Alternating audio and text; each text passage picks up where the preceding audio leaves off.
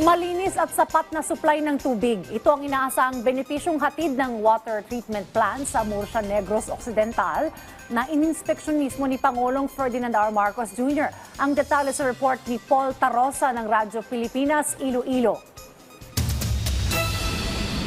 Ikinagagalak ng mga taga Negros Occidental ang pagbisita ni Pangulong Ferdinand Marcos Jr. matapos ang isinagawang inspeksyon sa Sumag Water Treatment Plant sa Barangay Salvacion, Murcia, Negros Occidental.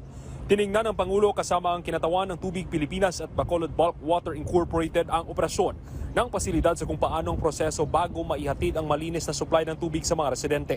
Ayon kay Pangulong Marcos, ang nasabing proyekto ay resulta ng public-private partnership kung saan mga mamamayan ang makakabenepisyo. Mahalaga ayon sa Pangulo ang mga long-term investment para umunlad pa ang mga komunidad at ang pagtitiyak ng malinis at supply ng tubig ang isa sa dapat bigyan ng prioridad.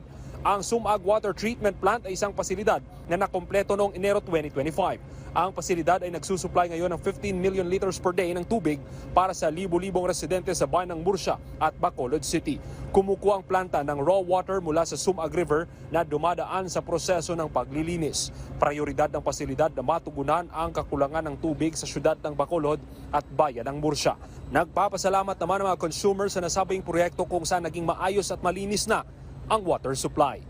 Mula sa Negros Occidental para sa Integrated State Media, kasama si Hope Torrechante, Paul Tarosa ng Radyo Pilipinas, Radyo Publiko.